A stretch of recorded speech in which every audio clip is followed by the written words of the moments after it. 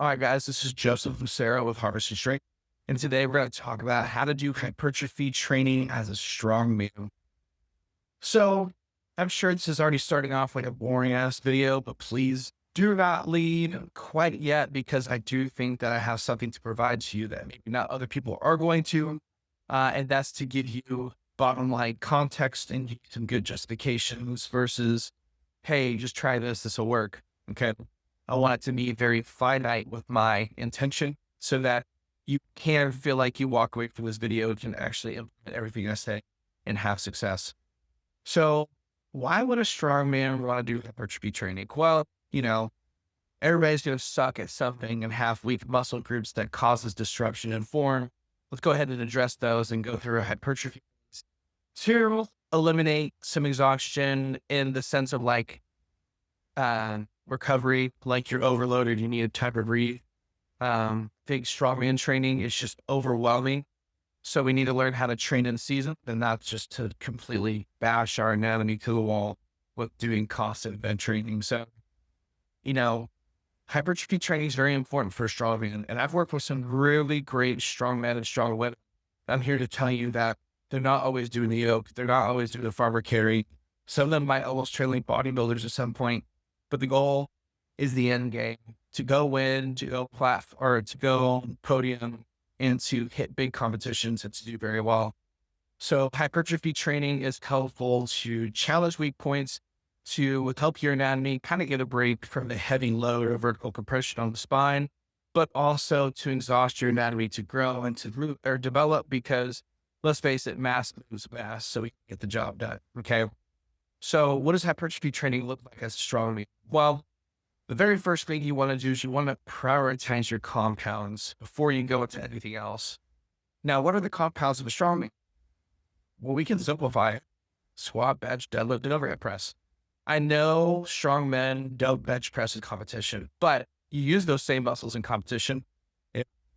When you horizontal press, you're challenging those muscles from a different, perhaps more advantageous position. So maybe instead of trying to learn how to 300-pound overhead press, if you can start to learn how to 300, 350, 400-pound horizontal press, that vertical press is going to go up too. And the horizontal press gives your vertical press a break, your shoulders feel happy, and it's a nice little break from that stimulus. So I definitely think challenging your squat, bench, deadlift, and overhead press is the way to go when it comes down to like a 4-day-a-week format. So start the compounds, and then from there, you want to start working your weak points. So let's kind of make this hypertrophy strongman day a little realistic for me. Let's say I'm doing my leg day and I start off with squat. Actually, let's flip it. Let's do front squat. Why not? Have bad posture when I lift. So I always flex my spine. Even I'm flexing my spine now. Maybe front squat's the way I should start off my lifting. And then from there, after that one, you should find another complementary movement that is a compound as well that can help challenge you, but also challenges your weak points. So if I did perhaps start with a barbell squat, maybe the second thing I do is the front squat. It might seem like that's too much squatting already. So a lot of times I elect to work not just the squat, but the hinge as well. So if I focus on the front squat and I say, okay, I'm going to go 2 sets a day just so I don't lift too heavy. Then from there, I'm going to do an RDL of some kind, whether it's with the axle, a barbell, or dumbbells. I'm going to go 3 sets of 10 just to kind of keep within a traditional rep range. And if you think these rep ranges are obscure and don't make sense, you should check out the other video I did on what are the best rep ranges to building size. But I think you'll have a better understanding after the fact once you've watched that video. But nonetheless, I'll just say exercise name. I won't even do volume yet. Go to front squat and then RDL. So now I've worked my postural muscles, my legs, my leg drive, my hinging.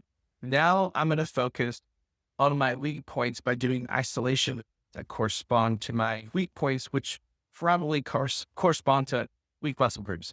So like I said, I rounded the shoulders. I have bad posture. It could be influenced by my glutes too, my hamstrings. Needless to say, I'm going to go from front squat to RDLs And one exercise I really think a lot of strongmen and strong women should use is a glute bridge.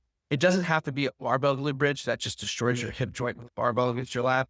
It could be like a banded glute bridge where you get the bands on pegs in the squat rack and you lift your hips up, or you can put the bands around the pegs of the weight and to do like a hip hinge standing as well. But I would do some kind of horizontal resistance to my hips, whether it's a lying glute bridge or a standing glute bridge for sets of 12, 15, or 20.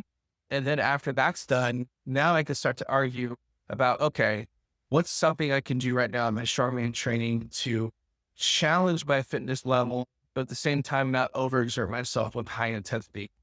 So I front squatted, I RDL'd, I did some glute stuff. Maybe I'll throw in some back stuff like some rowing, even though it's a leg day. Why not?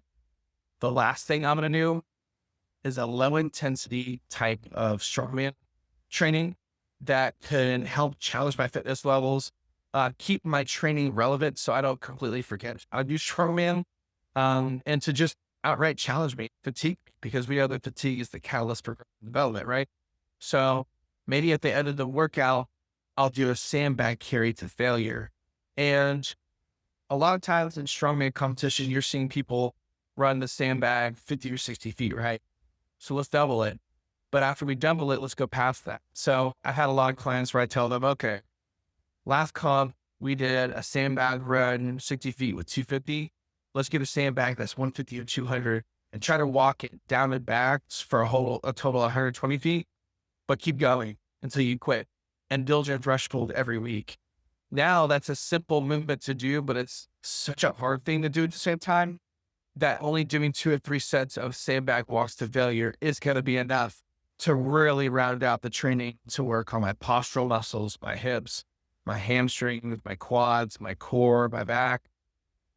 It really boils down to just very careful exercise and selection for proper intention. If you're a strongman who's trying to build their baseline for better competition down the road, you need this right now.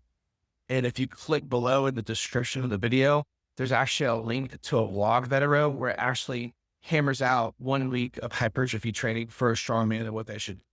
And it justifies rep ranges, why I'd pick them, et cetera, et cetera, et cetera. So I'm hoping by the end of the video, you have a little bit of a better understanding of why you should do hypertrophy training, why it's important, why you want to integrate it. If you don't or have more questions, leave a comment, subscribe, like the channel, and hopefully we'll catch you next time and you keep enjoying the channel and you check us out at www.harvestingstrength.com. Thank you.